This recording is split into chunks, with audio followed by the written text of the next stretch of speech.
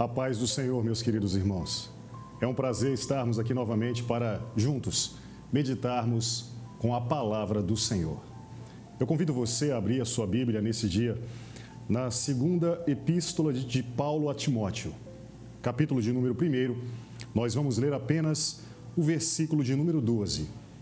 Segunda carta do apóstolo Paulo a Timóteo, capítulo de número 1, versículo de número 12. Está assim escrito na palavra de Deus. Por esta causa também sofro, mas não me envergonho, porque sei em quem tenho crido, e estou bem certo de que Ele é poderoso para guardar o que lhe confiei até aquele dia. Eu queria meditar com você sobre o seguinte assunto: não tenha vergonha do Evangelho. Não tenha vergonha do Evangelho. E a razão principal pela qual você não deve ter vergonha do Evangelho é porque Deus não deixa seus filhos envergonhados. Essa é a situação que Timóteo está vivendo aqui, num período difícil da vida dele. Essa é, inclusive, a razão porque o apóstolo Paulo escreveu esta carta. Timóteo estava envergonhado. Deus não quer que seus filhos estejam acanhados, acabrunhados, envergonhados por causa da sua mensagem, por causa do Evangelho. Mas é exatamente isso o que Timóteo está passando aqui. E Paulo escreveu esta carta para tirar Timóteo desse retraimento, desse envergonhamento do Evangelho, para que ele voltasse a estar de forma plena e pregasse ousadamente, com intrepidez, a palavra de Deus. Estar envergonhado é isso. Estar envergonhado é você estar retraído, acanhado, encabulado, acovardado. Na raiz dessa atitude de vergonha está o medo. O medo de algumas consequências que a vida cristã e a pregação da mensagem do Evangelho pode nos trazer. É isto que Timóteo está sentindo nesta carta. A exortação de Paulo para Timóteo é: Timóteo, não se envergonhe. Veja o que ele diz no versículo 8, ele diz isso: Timóteo, não se envergonhe de testemunhar do Senhor. E o apóstolo vai repetir esta mesma exortação para Timóteo no capítulo de número 2, no versículo 15. Ele vai dizer assim: Timóteo, apresenta-te como um obreiro aprovado, de que não tem nada para se envergonhar. Envergonhado do Evangelho. Essa é a situação de Timóteo. E na raiz desta vergonha, na raiz deste retraimento, na raiz deste encabulamento de Timóteo, está um certo medo. Veja que no capítulo de número 1, versículo 7, Paulo fala disso em relação a Timóteo. Paulo diz assim: Timóteo, Deus não lhe deu espírito de medo, para que esteja agora envergonhado. Por que Timóteo está com medo? Quais são as razões que levaram Timóteo a estar envergonhado do Evangelho? Veja algumas razões que a própria carta dá aqui para nós. Timóteo está com medo, está envergonhado, está retraído, porque ele está com medo do sofrimento. No capítulo de número 1, no versículo 8, a parte B, o apóstolo conclama, exorta Timóteo: Timóteo, eu estou prisioneiro, mas por causa do Evangelho, e então suporta comigo os meus sofrimentos pelo Evangelho. Timóteo está com medo do sofrimento. O sofrimento que a pregação da ressurreição de Cristo, a pregação legítima do Evangelho, fiel do Evangelho, pode acarretar a sua vida. Paulo, que pregava o Evangelho de forma fiel, estava preso. E Timóteo estava também preocupado de seguir o mesmo destino do seu líder, do seu pastor. O Senhor Jesus nos dá uma lição maravilhosa sobre isso quando ele está indo para a cruz. Em direção à cruz, ele encontra algumas senhoras que estão chorando. Ele se volta para ela e diz: Senhoras, filhas de Israel, não chorem por minha causa, chorem por vocês mesmos, porque se estão fazendo isto com a árvore verde, o que farão com a árvore seca?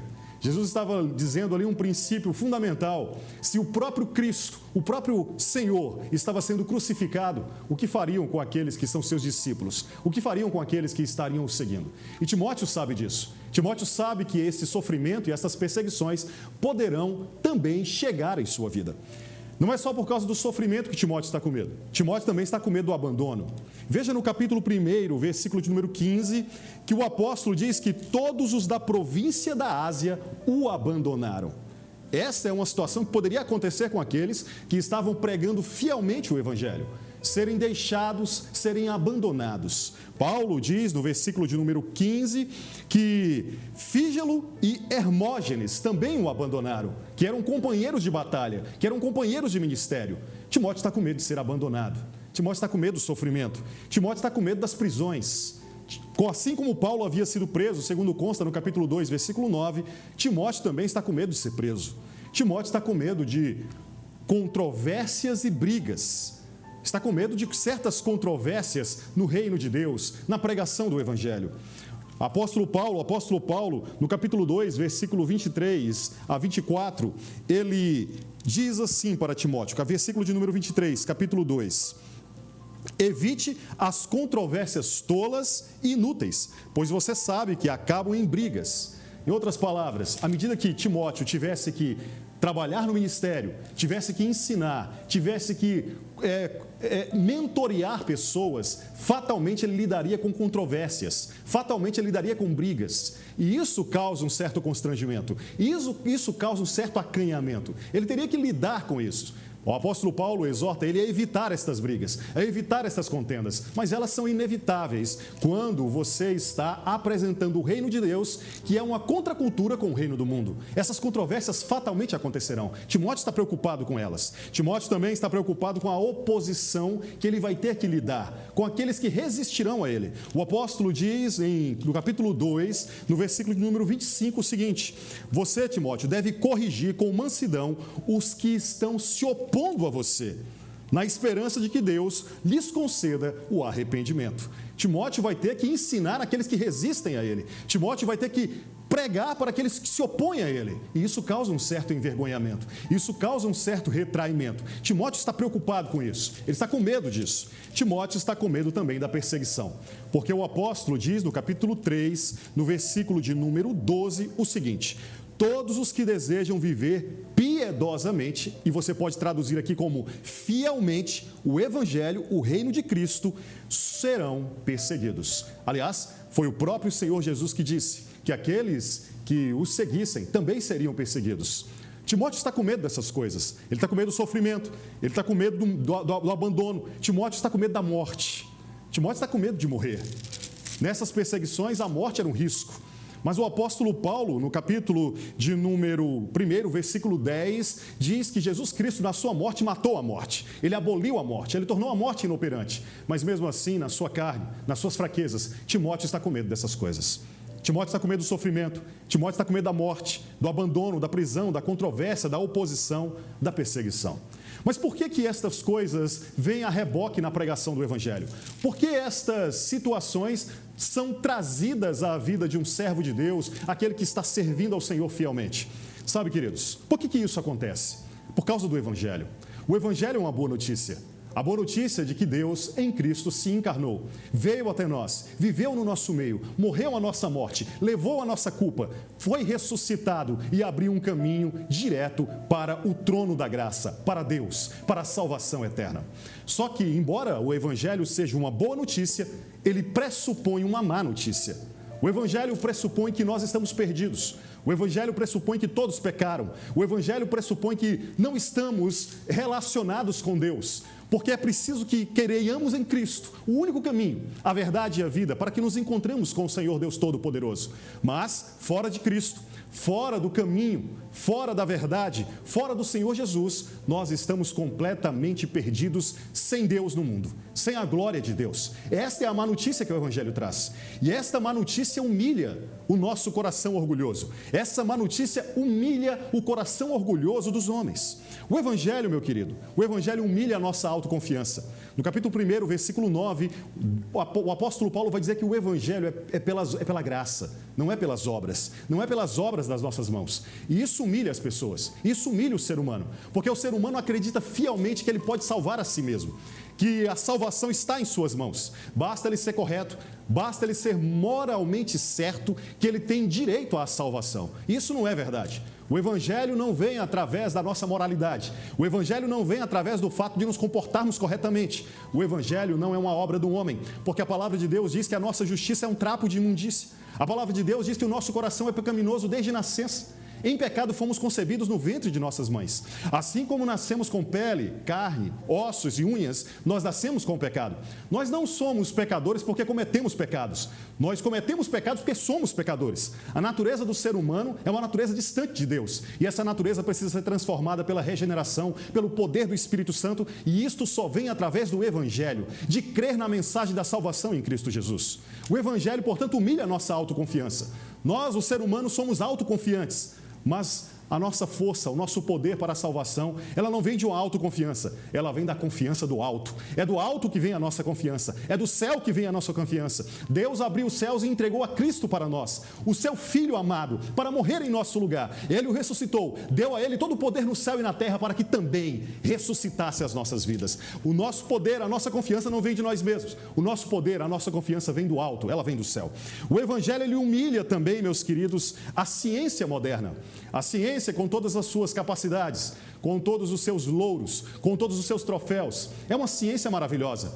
A ciência médica, a ciência histórica, a ciência jurídica, as ciências sociais, quantos benefícios tem trazido às nossas vidas. Mas as ciências, elas captam apenas um aspecto da realidade. Elas não captam toda a realidade. E há uma realidade sobrenatural que está além da ciência. E essa realidade sobrenatural que muitas vezes nos envergonha. Nós, os servos de Deus, nós, aqueles que temos que pregar a palavra de Deus num ambiente dominado pela ciência, a ciência mundana, não falo aqui da ciência, a ciência que pode ser exaltada, aquela ciência que vem do conhecimento de Deus, de um Deus que deu a graça comum, que criou todas as coisas, que Ele mesmo colocou ali o seu gênio, a sua autoria e que nos dá permissão para conhecermos dele. Não, uma ciência que rejeita Deus. E nós nos sentimos acanhados. Jovens nas faculdades, nas escolas, têm se sentido acanhados de falar de um Deus sobrenatural, de um Deus que faz milagres, de um Deus que ressuscita. O apóstolo diz aqui no capítulo 2, no versículo 8, que a nossa nova vida, a salvação, ela vem por um Cristo que ressuscitou. Ora, dizer que um Cristo ressuscitou é dizer que ele morreu e voltou à vida. Isso é um milagre. Isso, na garupa disso, você tem o milagre de cura, a cura das pessoas, os dons espirituais, mas falar sobre essa sobrenaturalidade num mundo baseado apenas na materialidade, num mundo cético quanto às questões sobrenaturais, nos deixa envergonhados, nos deixa acanhados. Timóteo está acanhado por isso. Outra coisa, por quê? Porque o Evangelho humilha esse tipo de conhecimento. Um conhecimento que rejeita completamente o sobrenatural, que rejeita completamente um Deus que está além do conhecimento da ciência, que não pode ser objeto de conhecimento da ciência. O Evangelho humilha a nossa moral mundana. O apóstolo, no capítulo 2, versículo 22, diz para Timóteo, fuja das paixões da mocidade. Em outras palavras, Timóteo vai ter que corrigir a mocidade, vai ter que corrigir essas paixões mundanas, aquilo que nos atrai para a nossa carne, aquilo que nos leva a pecar de forma grotesca contra o Senhor. Sabe, queridos, o Evangelho humilha essa moral mundana, a moral do mundo. A moral do mundo diz para você dar vazão aos seus amores, dar vazão às suas paixões, mas o Evangelho diz para você restringir as suas paixões, restringir os seus desejos carnais. Isso humilha essa moral mundana.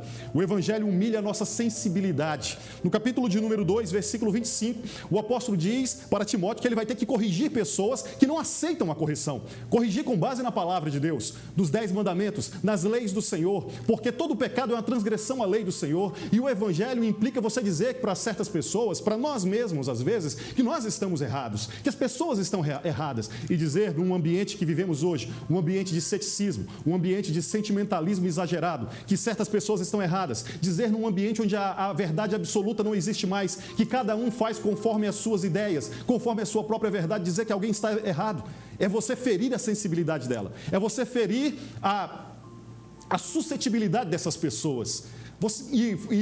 Embora a intenção em nenhum momento seja ferir, em nenhum momento seja prejudicar, mas apenas mostrar o caminho verdadeiro, que é o caminho da palavra de Deus. Mas ao fazer isso, o Evangelho humilha. O Evangelho humilha a nossa filosofia.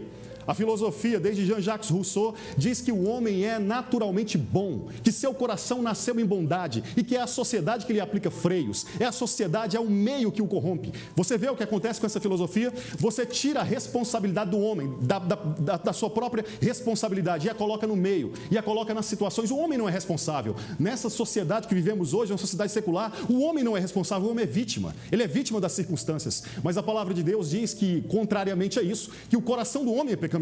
Há uma responsabilidade do homem. E o Evangelho, por isso, humilha essa nossa filosofia, a filosofia mundana.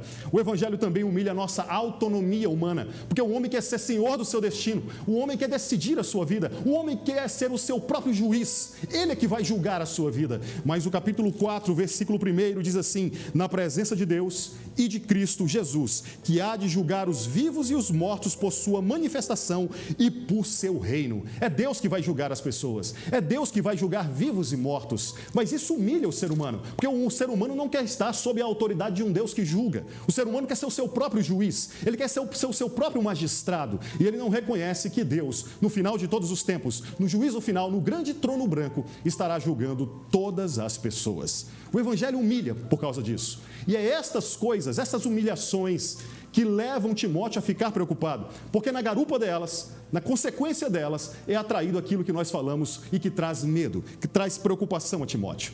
O resultado de tudo isso é um Timóteo envergonhado, é um Timóteo amedrontado, é um Timóteo encabulado com essa mensagem do Evangelho, com medo de que ele possa sofrer essas consequências, as mesmas consequências que o apóstolo Paulo está pregando e ensinando a Timóteo. Por que isso acontece, querido? Porque o reino de Deus é uma contracultura com o reino do mundo.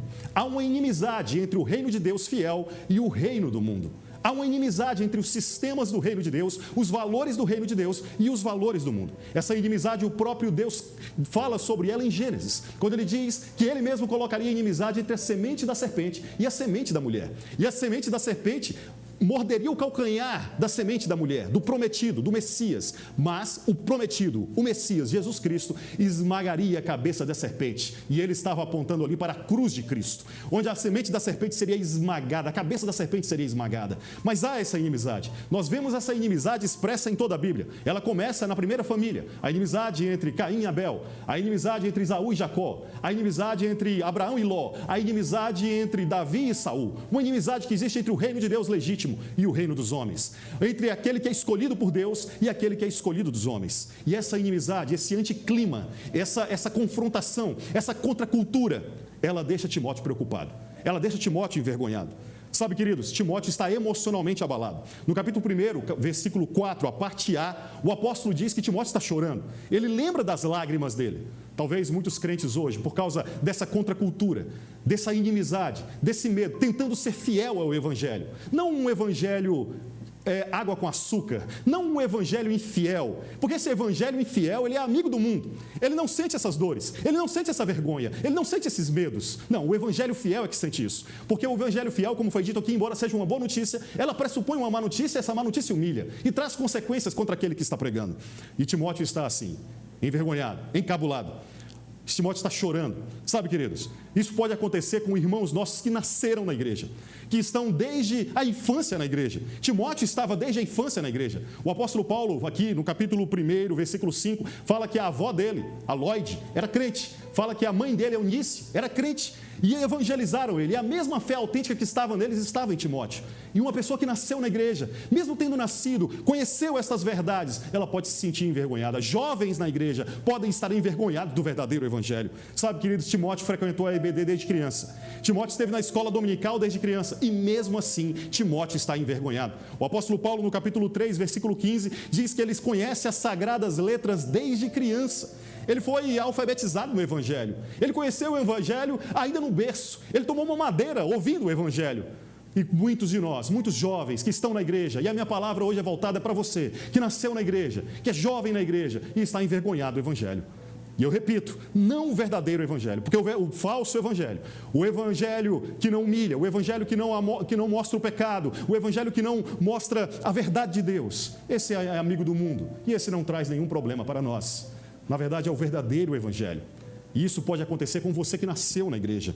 Mas qual é o perigo disso? Qual é o perigo de estar envergonhado do Evangelho? Qual é o perigo de estar encabulado com o verdadeiro Evangelho? Sabe, querido, existem hoje muitos jovens, muitas pessoas, muitos homens e mulheres, cristãos, crentes, mas que estão envergonhados do Evangelho. Uma fé tímida, uma fé envergonhada, sabe? Isso é um perigo. Isso é um perigo para quem está vivendo uma fé envergonhada. Sabe por quê? Porque, em primeiro lugar, essa fé envergonhada, ela pode esfriar o dom de Deus na sua vida. É isso que Paulo afirma sobre Timóteo. No capítulo 1, versículo 6, Paulo diz: Timóteo, seu dom está esfriando. Mantenha viva a chama do dom que você recebeu pela imposição das mãos. Ela esfria o nosso dom espiritual. Deus deu dom espiritual a você, querido. Deu dom espiritual para a sua vida. Mas se você estiver envergonhado do Evangelho, não estiver servindo ousadamente do Evangelho, o seu dom pode esfriar. Sabe outra coisa que pode acontecer com aquele que está envergonhado do Evangelho? Ele perde a doutrina. Ele se perde nas doutrinas. Ele já não conhece, não consegue identificar mais o que é a verdadeira doutrina e a falsa doutrina. Ele começa a ter uma amizade com as falsas doutrinas do mundo. Mas o apóstolo Paulo diz no capítulo 1, versículo 13, para Timóteo conservar a doutrina, reavivar a doutrina em sua vida, o ensino da palavra de Deus. Sabe, uma fé envergonhada pode fazer você deixar de agradar a Deus para agradar pessoas. Deixar de agradar aquele que lhe convocou, que lhe chamou para agradar homens. Isso uma fé envergonhada faz. Veja no capítulo 2, versículo 4. Acompanhe comigo a leitura. Capítulo 2, versículo 4. Olha o que o apóstolo vai dizer de exortação para Timóteo. Timóteo, nenhum soldado se deixa envolver pelos negócios da vida civil, já que deseja agradar aquele que o alistou. Foi Deus que alistou você nesse exército. Foi Deus que o chamou para esse exército. Mas uma fé envergonhada faz com que você deixe de agradar aquele que o alistou para agradar as pessoas. E qual a consequência disso? Você começa a se embaraçar nos negócios desta vida. Ao invés de estar com sua mente voltada para os céus, ao invés de estar com o seu coração na presença do Senhor para pregar o Evangelho fielmente, talvez tentando agradar pessoas, ao invés de Deus, você se vê embaraçado nas coisas desta vida. Outra coisa que a fé envergonhada faz, a fé intimidada faz, que ela leva você a tentar ajustar a Bíblia às pessoas. E não fazer o contrário, que é o correto, ajustar as pessoas às Escrituras. Uma fé envergonhada faz isso.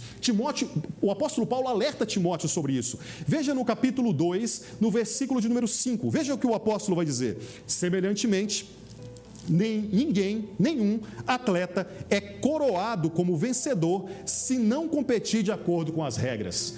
O atleta que o Senhor chamou para a batalha do reino de Deus, ele deve competir segundo as regras do reino de Deus. Mas aquele que está envergonhado, aquele que está encabulado com medo das coisas que podem acontecer por ser fiel ao Senhor, ele pode começar a alterar as regras do jogo. Ele quer correr no reino de Deus, mas ele quer correr segundo as suas próprias regras. Ele começa a adaptar a Bíblia para se ajustar às pessoas. Ele começa a adaptar a Bíblia para se ajustar ao mundo e não ajustar o mundo às Escrituras. Ele começa a mudar as regras do jogo. Nós somos chamados para guerrear, nós somos chamados para viver o Evangelho, mas não para mudar as regras do jogo. As regras do jogo foram estabelecidas por Deus. Outra coisa que pode acontecer com uma fé envergonhada, com uma fé intimidada, é que ocorre uma apatia espiritual. Veja aí mesmo, no capítulo de número 2, versículo 6, o que o apóstolo vai alertar Timóteo. Timóteo, o lavrador que trabalha arduamente deve ser o primeiro a participar dos frutos da colheita. O trabalhador que trabalha arduamente.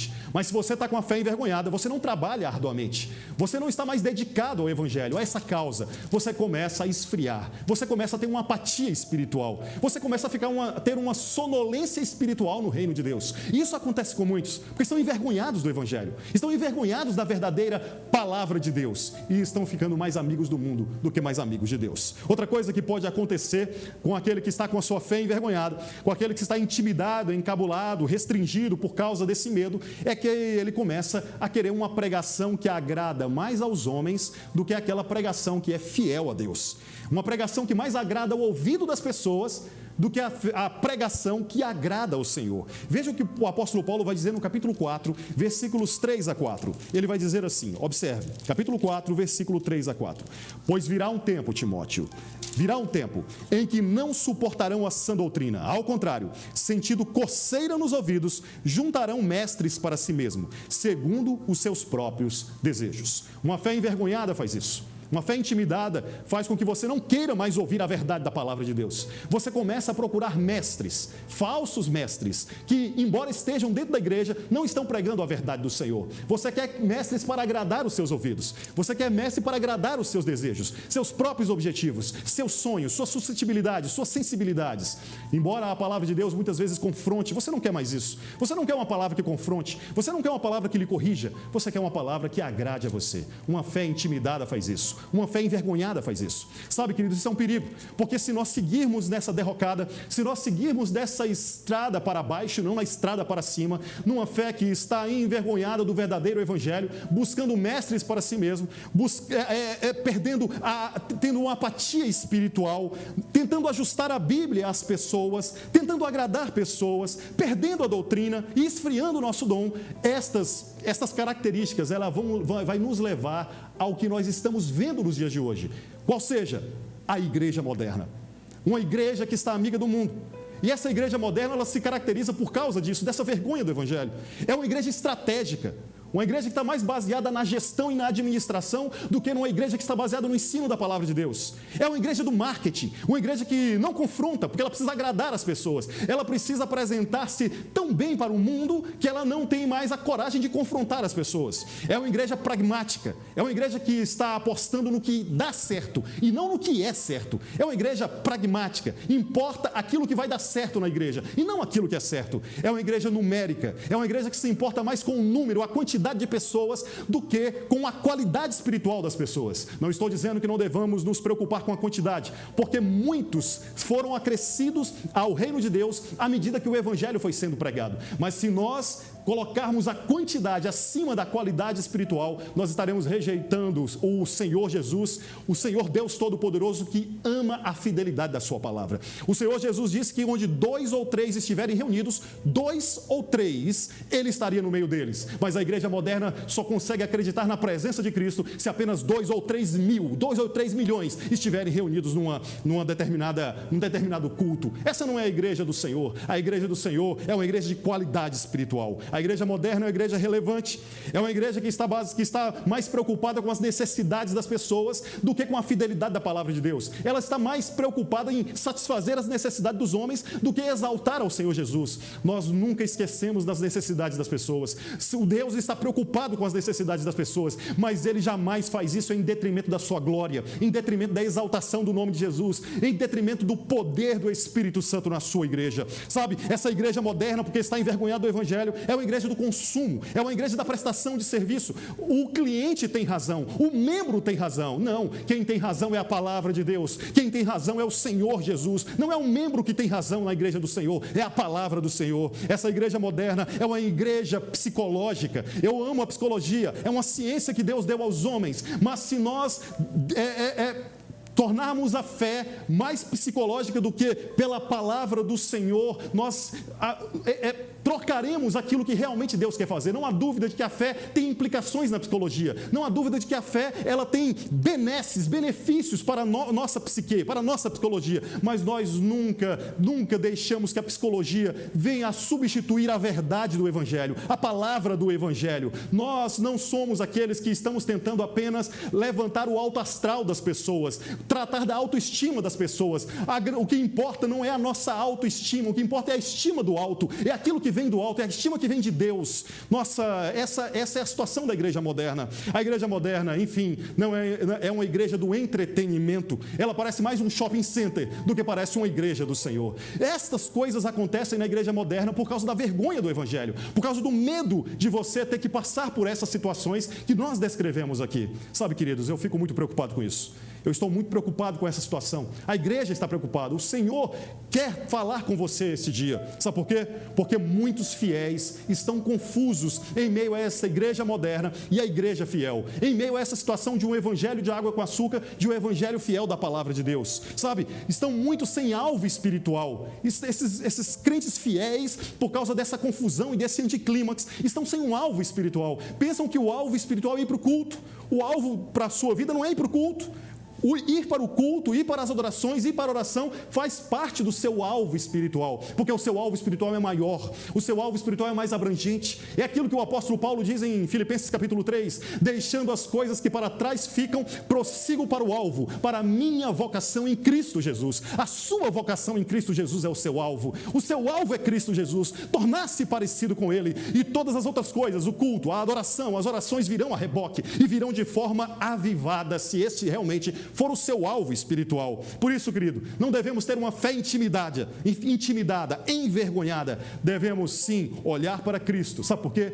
Porque eu vou lhe dizer uma verdade esse dia: Deus não deixa seus filhos envergonhados. Deus não deixa seus filhos envergonhados. Por isso, não se envergonhe do Evangelho. E nós vemos nesta carta a maneira como o apóstolo Paulo foi usado por Deus para reavivar o jovem Timóteo, para tirar ele da sua vergonha, para tirar ele do seu medo, para tirar ele do seu encabulamento, para fazer ele voltar a ser uma pessoa audaz, intrépida no reino de Deus. E eu queria mostrar isso para você. Basicamente, o apóstolo Paulo dá 3 orientações para Timóteo aqui: uma orientação pessoal, uma orientação doutrinária e uma orientação pelo exemplo. Basicamente é isso que nós precisamos, de uma orientação pessoal, alguém que venha e trate com a nossa pessoalidade, com aquilo que Deus fez conosco. De uma orientação doutrinária, a nossa mente, o nosso intelecto, ele tem que estar firme, não no que eu sou, mas na verdade da palavra de Deus. E em terceiro lugar, uma orientação pelo exemplo, uma referência de pessoa que sirva para que nós possamos ser avivados, inspirados a segui-lo. Essas 3 orientações são as orientações que o apóstolo Paulo dá para reavivar, tirar Timóteo desse envergonhamento, não permitir que ele caia na igreja do tipo moderna que temos hoje, que não permitir que ele esfrie a sua fé, mas que ele seja renovado e se levante para viver o verdadeiro evangelho. Veja a orientação pessoal do apóstolo Paulo para Timóteo. Em primeiro lugar, a primeira coisa que o apóstolo faz aqui é que ele diz para Timóteo que Timóteo não está sozinho. A primeira coisa que você deve lembrar quando você está vivendo no reino de Deus é que você não está sozinho. O apóstolo diz, no capítulo 1, versículo 3, ele diz assim para Timóteo: Timóteo, você está nas minhas orações. Eu estou orando por você. Timóteo, você não está sozinho. Timóteo, você tem um grupo de pessoas, eu e os demais cristãos, que oram e intercedem por você. Essa é a palavra que eu quero dirigir para você hoje, meu querido. Você que é jovem no reino de Deus, nasceu na igreja do Senhor, você que é um ministro, você que é um pregador, você que é pelo menos um servo, um leigo, um crente e que deseja viver o evangelho. Você não está sozinho. Há uma igreja que ora por você, há uma igreja que intercede por você, há pessoas que oram por você. Você não está sozinho. Por isso, não pense que você está solitário nessa situação. Não pense como o profeta Elias pensou: só eu, Senhor, estou fiel, só eu fiquei fiel. Não, Deus teve que falar para ele: Elias, não só foi você, tem um monte ainda de profetas que estão servindo e que não se dobraram a Baal. Há uma grande quantidade de profetas no Senhor nestes dias, da igreja do Senhor, que não se dobraram ao mundo, que continuam pregando, continuam intercedendo. Você não está sozinho.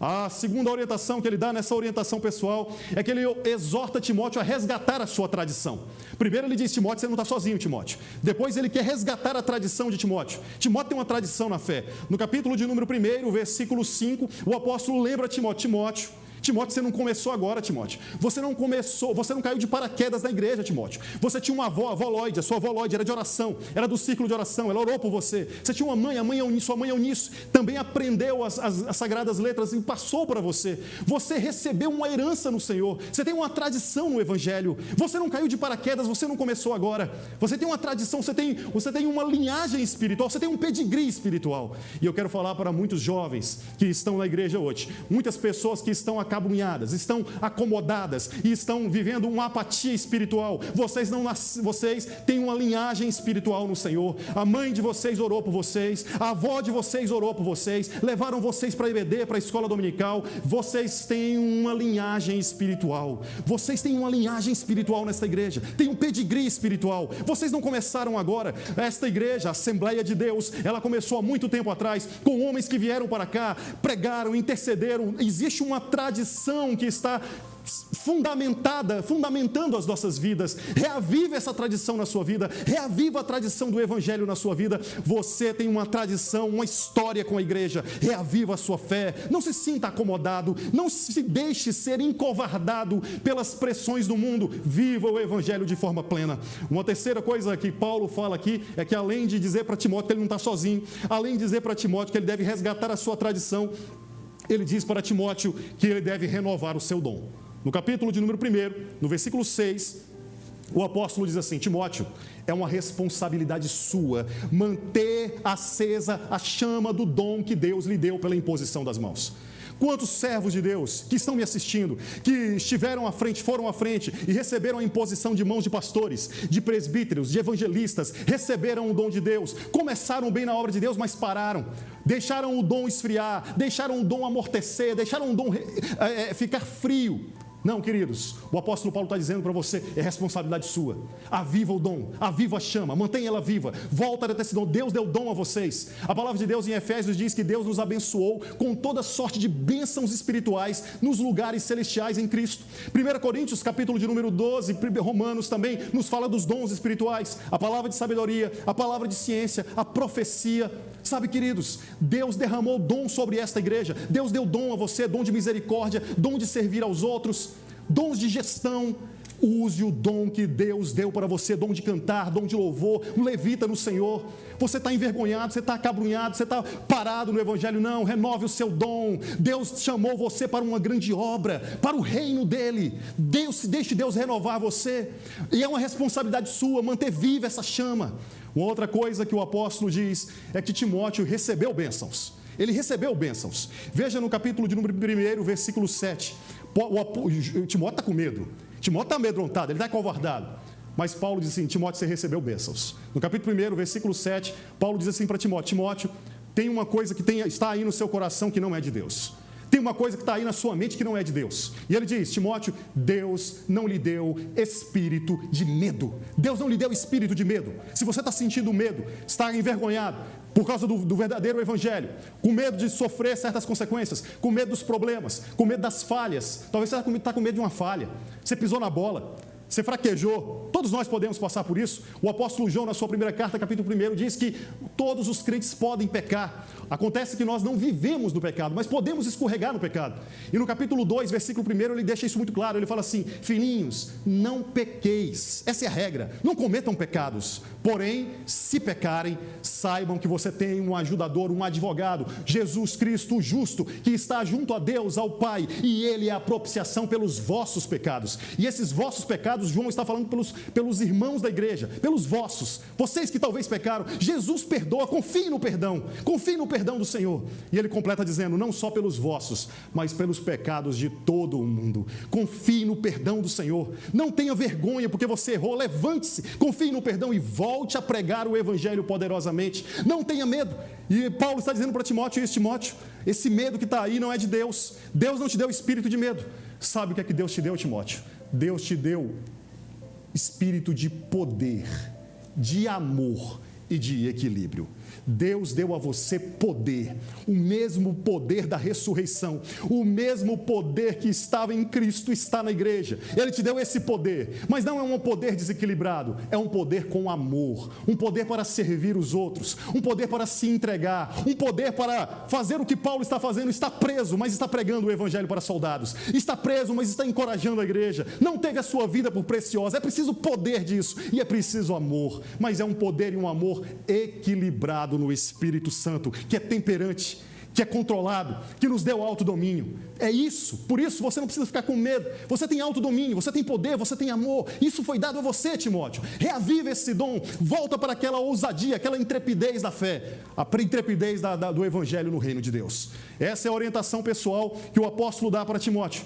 Mas o apóstolo também dá uma orientação doutrinária. Porque embora devamos ser reavivados do Evangelho, a gente precisa saber o que é o Evangelho.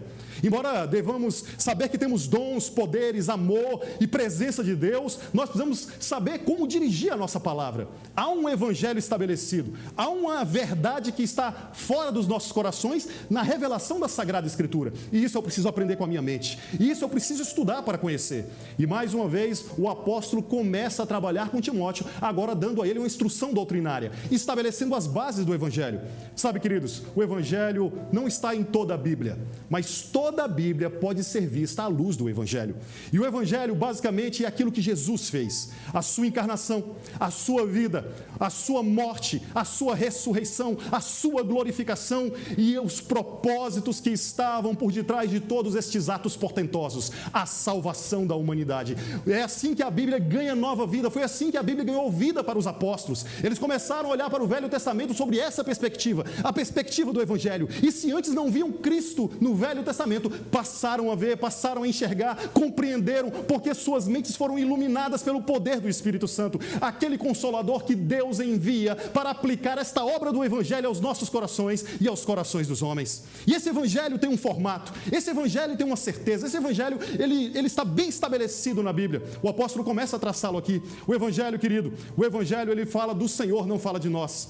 Veja que no capítulo 1, versículo 8, Paulo fala que vai dar testemunho do Senhor. O Evangelho não é um testemunho pessoal meu, não é um testemunho pessoal da minha vida. Embora eu possa entremear o Evangelho com algum testemunho pessoal, eu sou chamado para falar de Cristo, eu sou chamado para falar do Senhor Jesus. O Evangelho é justificação. O homem não pode justificar-se a si mesmo. No capítulo 1, versículo de número 9, o apóstolo fala disso. O Evangelho é a justificação que vem não pelas obras dos homens, mas pelo poder de Deus, pela graça de Deus, que é recebida mediante a fé somente, como uma criança recebe um grande presente, recebe uma nova vida. O Evangelho não é pelas obras, o Evangelho é justificação de Deus em Cristo Jesus, que morreu a nossa morte, que levou a nossa culpa. O Evangelho, querido, o Evangelho é vocação à santidade. O apóstolo fala disso no capítulo 1, versículo 9. O Evangelho é retidão, porque embora estivéssemos em delitos e pecados, fomos regenerados para uma nova vida, e nesta nova vida devemos viver de forma digna com a vocação que fomos chamados, como filhos de Deus. O Evangelho, querido, o Evangelho é pela graça, não é pelas obras. Paulo fala disso no versículo 9, capítulo 1. O Evangelho é para um tempo eterno, não é para só essa temporalidade. O Evangelho é um Evangelho para a eternidade, não para apenas um momento em que estamos vivendo na vida. O Evangelho, quando fecharmos os olhos neste mundo e abrirmos os nossos olhos no outro, nós estaremos vivos eternamente na presença de Deus. O Evangelho, querido, o Evangelho é um evento histórico. Este Jesus que foi revelado no capítulo de número 1, versículo 10, Paulo fala disso. Um Cristo que foi revelado, um Cristo que entrou na história, ele morreu, ele ressuscitou, o mundo está dividido nele, antes e depois de Cristo. Este evento ocorreu, não é uma história da carochinha, não foi algo inventado por um pequeno grupo de pessoas. Este Evangelho revolucionou o mundo. Não é à toa que o mundo hoje luta para tentar derrubá-lo, porque foi construído um grande reino, o reino de Deus, que não será abalado pelas portas do inferno. Meu querido, as portas do inferno não prevalecerão. Saiba disso. Este Evangelho é um evento histórico, aconteceu assim como Pedro Álvares Cabral descobriu o Brasil, assim como fatos históricos ocorreram, e você pode ler em livros. Jesus, Deus, em Cristo Jesus, veio a este mundo, viveu como homem, morreu e ressuscitou e abriu um caminho para Deus. Este Evangelho, querido, é um Evangelho que matou a morte. Na morte de Cristo, a morte foi morta. Sabe por quê? Porque agora a morte não tem mais seu aguilhão. É por isso que o apóstolo, no capítulo 1, versículo 10, diz que a morte se tornou inoperante, que a morte morreu. Por isso, embora devamos ter cuidados com as nossas vidas, para preservar as nossas vidas, jamais devemos ter um medo exagerado pela morte, porque a morte nos levará diretamente para Cristo, para o Deus Todo-Poderoso. Sabe, queridos, este Evangelho é a eternidade com Deus. Versículo de número 10, capítulo 1. Este Evangelho é para a glória de Deus, não é para a glória dos homens, é para a glória do Senhor Jesus. Estas são algumas marcas do Evangelho. Tem aqui um pequeno resumo do Evangelho que o apóstolo aviva novamente a mente de Timóteo. O que ele está dizendo é: Timóteo, volte a olhar para essa verdade. Timóteo, volte a olhar para as Escrituras. Essas são as verdades que devem estar influenciando o seu coração, e não os medos dos homens, e não as preocupações dos homens. Então Paulo, se ele deu uma orientação pessoal, se ele deu uma orientação doutrinária, ele encerra a sua orientação a Timóteo com uma orientação pelo exemplo. Porque este mesmo Paulo, ele está preso, ele está sofrendo, ele foi abandonado, ele está numa prisão, ele é prisioneiro, mas ele não se deixa ficar envergonhado. É isso que ele diz no versículo 12, que foi o texto base que nós utilizamos aqui. Ele diz para Timóteo: Timóteo, siga o meu exemplo, sejais meus imitadores, como eu sou de Cristo. Siga o meu exemplo. Todos nós precisamos de referência. Todos nós precisamos de uma referência numa pessoa. Sabe, a nossa referência é o Senhor Jesus, a maior e mais exaltada referência de todas. Mas há jovens hoje em dia que estão buscando referência em artistas, em pregadores, em pessoas deste mundo. Busque a sua referência nos personagens bíblicos. Busque a sua referência no apóstolo Paulo. Não há referência maior que ele. E ele diz para Timóteo: Timóteo, por esta causa eu sofro e não me envergonho. Eu não me envergonho do Evangelho. Sabe, queridos, não se envergonhem do Evangelho. Siga o exemplo do apóstolo Paulo. E ele diz algumas coisas aqui para nós encerrarmos. A primeira coisa que o apóstolo Paulo diz aqui nesse seu exemplo é que o Evangelho é uma causa. Quando ele usa essa palavra causa, ele não está usando aqui uma conjunção, é um substantivo, é uma causa, é um propósito, é um objetivo de vida. Muitos jovens hoje estão perdidos porque não tem nenhum alvo de vida, um objetivo de vida. Às vezes o objetivo é passar numa faculdade, às vezes o objetivo é passar num concurso, ou às vezes o objetivo é ter uma carreira profissional. Essa não é uma causa grandiosa para você. Você pode fazer faculdade, você pode passar num concurso, você pode buscar uma carreira profissional, mas há uma causa mais elevada que essa, uma causa que é para a eternidade e muda a vida das pessoas, a causa do Evangelho. Há muitos que estão desengajados, sem causa nenhuma. Há muitos que são sonhadores, até sonham, mas não colocam nada em prática. Há outros que são superficiais, estão até envolvidos, mas nunca firmaram um compromisso com o reino de Deus. O apóstolo Paulo está dizendo: eu tenho uma causa, eu tenho um compromisso. Timóteo tem um compromisso com o Senhor. A outra coisa que o apóstolo Paulo diz é: Timóteo, o sofrimento faz parte. O sofrimento faz parte. É a academia de Deus. Assim como você, para poder ter músculos e melhorar a sua saúde, você precisa fazer uma academia. Às vezes as situações difíceis são a disciplina do Senhor e servem para melhorar os músculos da nossa alma, os músculos do nosso espírito, para que o homem interior cresça, ainda que o homem exterior se desgaste. Os sofrimentos fazem isso, mas saiba, é um grande privilégio, porque profetas buscaram isso, homens cheios do poder de Deus buscaram isso, mesmo em meio aos sofrimentos. Mas saiba de uma coisa: Deus não deixará você no sofrimento, Deus não deixará você na prova. Ele vai levantar você do deserto, Ele vai levantar você da sua vergonha, porque o nosso Deus não deixa seus filhos envergonhados. Outra coisa que o apóstolo Paulo diz aqui é o seguinte: Timóteo, vergonha não, é um privilégio. É um privilégio servir ao Senhor. Na verdade, nós somos devedores a Deus. Não temos nenhum crédito em relação a eles. Nós somos devedores ao Senhor. Nos deu nova vida, nos deu esperança, nos deu uma vida eterna. Estas riquezas são maiores que qualquer riqueza nesta terra. Nós somos devedores a Ele. É um privilégio. Outra coisa que o apóstolo diz é: eu sei em quem tenho crido, Timóteo. Veja bem, há muita gente que crê, mas não sabe em que crê. Aqui a razão é que a fé veio, o Espírito Santo operou, mas a pessoa não cresceu, não se discipulou, deixou de conhecer profundamente as verdades e ter convicções nela. Você não basta crer, você deve saber em que você crê, você deve crescer no conhecimento do Senhor, você deve crescer no conhecimento das Escrituras, buscar entender mais profundamente a mensagem de Deus, as coisas que Deus fala para o seu benefício. Eu sei em quem tenho crido. O que Paulo está dizendo: eu tenho convicções, não só uma fé. A minha fé, ela cresceu no meu coração e me deu convicções de saber a pessoa em quem tenho crido. Não só uma doutrina, não só um estudo, embora a doutrina e estudo faça parte, mas uma pessoa. Eu sei em quem esta pessoa, Jesus Cristo, uma relação pessoal com ela. Sabe? E por último, o apóstolo diz que ele está convencido do poder de Deus. Porque esse Deus é poderoso para guardar o seu depósito.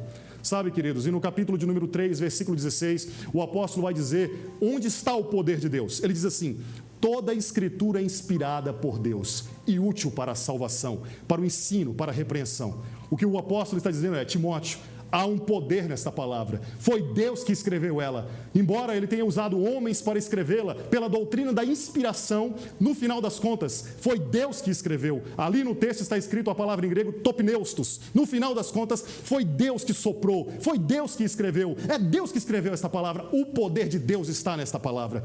E por fim, o apóstolo conclama Timóteo a ter uma esperança final. Ele diz assim para Timóteo: Timóteo, este Deus poderoso vai guardar você, vai guardar o seu depósito, e Ele vai guardar até aquele dia, o dia do arrebatamento da igreja. Nós estaremos com o Senhor naquele dia. Lembre-se disso, lembre dessas verdades. Não é só para hoje, é para aquele grande dia, onde estaremos unidos com Cristo, no tribunal de Cristo, no paraíso, na presença de Deus, em novos céus e nova terra. Tenha esta esperança, renove a sua vida, não se deixe ser envergonhado pelo medo do mundo, não fique envergonhado com o Evangelho, assuma a sua intrepidez no reino de Deus, porque Deus não deixa seus filhos envergonhados. Deixe-me orar por você nesse dia. Pai amado, Deus Todo-Poderoso, abençoa o teu filho e a tua filha que assistiu esta mensagem. Renove a sua fé, renove o dom que o Senhor Deus deu a ele e faça com que ele não se sinta envergonhado. Pelo contrário, que ele não tenha espírito de medo, mas espírito de poder, amor e equilíbrio. Levanta os teus servos para viverem fielmente o teu evangelho. Em nome de Jesus. Amém. Deus abençoe a sua vida no nome de Jesus.